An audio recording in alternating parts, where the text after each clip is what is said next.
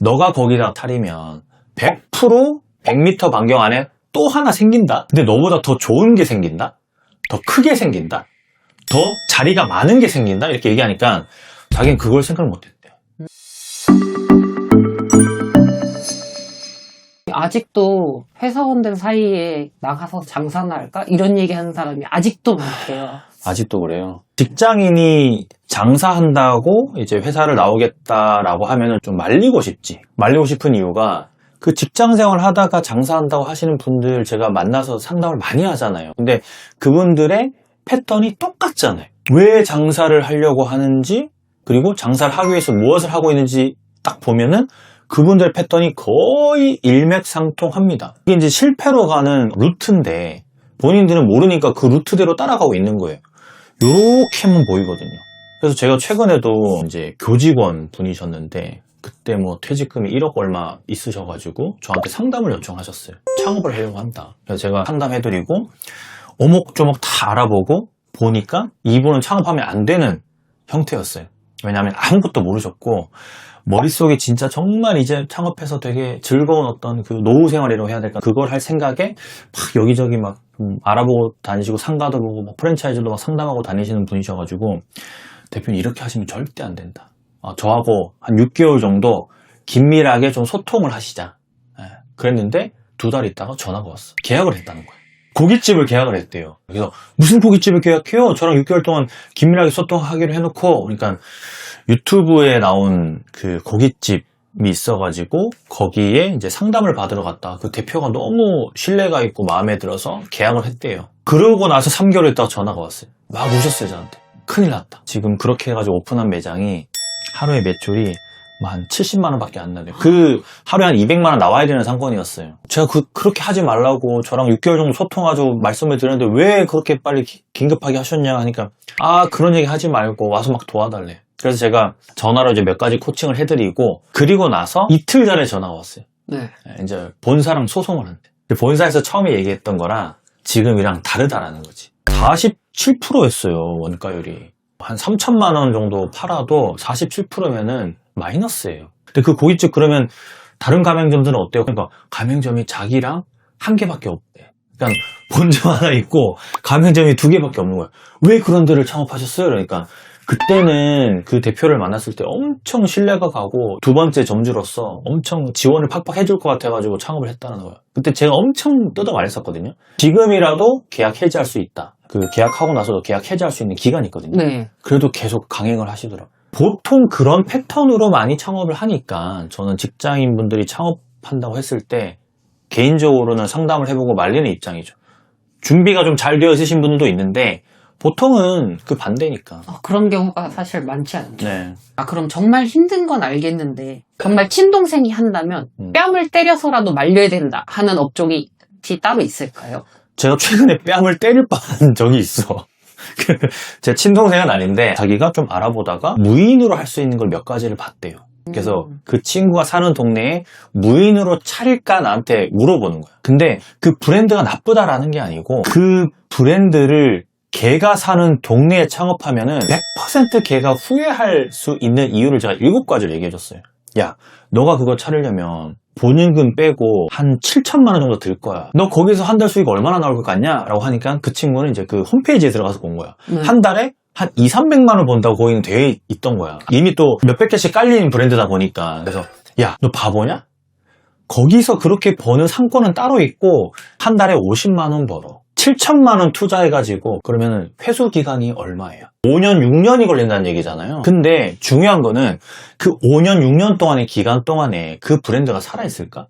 너 우리나라 프랜차이즈 브랜드의 평균 존속 기간이 얼마인 줄 알아? 야, 3년이야. 3년 만에 없어질 수도 있어. 특히나 무인 브랜드는 3년보다 더 짧아. 그러니까 하면서 그때 이해를 하더라고.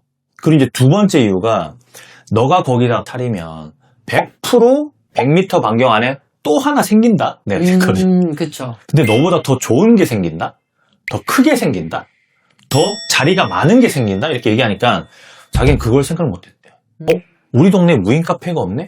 그럼 내가 하면 잘 될 것 같은데 이런 아주 아니라는 생각을 하는 거지. 그 친구를 만약에 내가 술자리에서 만났다. 그런 진짜 막 계속 나한테 악을 쓰고 우겼다 하면 제가 뺨을 때렸겠죠. 그럼 보통 이렇게 많이 찾아보시는 것들이 홈페이지나 뭐 창업박람회나 이런 데 가서 이제 얘기를 들으면 다 순수익이 남는다. 돈을 벌 수 있다. 라고 그런 얘기만 다들 하는데. 당연히 돈 벌 수 있다고 할 수밖에 없지. 그리고 프랜차이즈 본사들은 사실 오픈시켜놓고 관리해주는 게 약해요.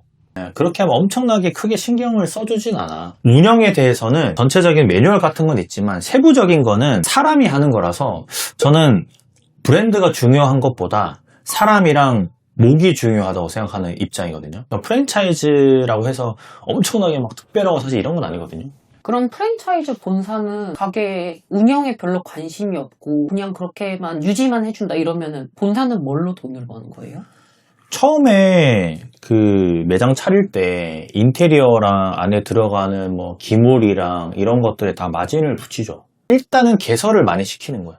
브랜드 유지력이 제가 아까 전에 뭐 3년, 4년이라고 얘기를 했었는데 5년이 채 안 되는 이유가 브랜드가 뭐 엄청 많이 없어지고 있거든. 그러니까 본사가 없어지면 가맹점은 낙동강 오리알 되는 거예요. 망한 브랜드라고 생각해 사람들이 또 안 가. 그래도 창업을 해야겠다라고 이렇게 네. 생각하는 사람들이 있고 창업을 해야만 하는 사람들은 그럼 어떻게 해야 될까요? 저도 창업을 했었고 지금도 창업해서 일을 하고 있잖아요. 그리고 제 주변에서 창업해가지고 잘 되신 분들도 많고 그러다 보니까 창업을 무조건 하지 말라는 게 아니고 좀 알고 창업하라는 거지.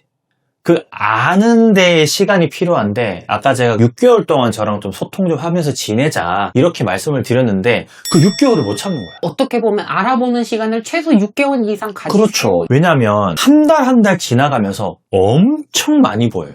내가 거기 창업에 관심이 있으면 내가 뭐 이 고깃집을 창업해볼까? 하면서 계속 시간이 지나면 나도 모르게 막 찾아본단 말이야. 예를 들면 이런 거예요.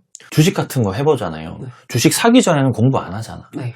내가 이걸 하려고 딱 마음에 먹는 순간 그때부터 그 브랜드를 공부하게 돼. 근데 보통은 그런 기간을 가지지 않고 거의 보름, 한 달, 뭐 짧게는 진짜 뭐 한 20일, 30일 이렇게 바로바로 창업을 한다니까. 이 장사라는 거는 난이도가 쉬워 보이지만 그 안에 들어가 보면 정말 갖은 고생을 해야 되는 정말 직장 생활하고는 상상할 수도 없는 일들이 많거든요. 물론 뭐 마음은 편할 수도 있겠지. 내일이니까. 근데 그런 것들을 간접 경험도 해보지 않고 빨리빨리 결정해서 하는 것 자체가 저는 잘못된 거라서 봐서 알아가는 기간을 최소 6개월에서 1년은 가져야 된다. 이게 너무 뻔한 얘기일 수 있지만 뻔한 얘기가 아니에요. 그러니까 제가 뺨을 때리는 거야.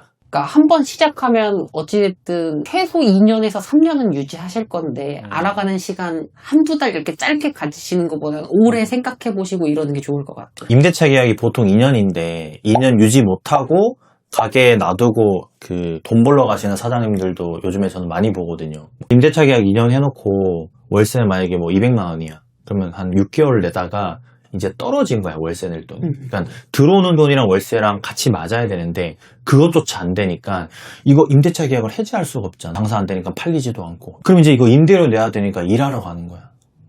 그러니까 그 후회되는 일을 왜 하냐고. 겉에서 보기에는 저 매장들 내가 하면은 다 이길 수 있을 것 같은데 이런 생각들 하는데 그 사람들은 이미 나보다 선배인 사람들이지. 그쵸. 나보다 6개월, 1년, 심지어는 2, 3년 동안 이미 현장에서 갈고 닦은 막 이런저런 사건들을 다 겪은 사람들인데 내가 그 사람들을 이길 수 있을까?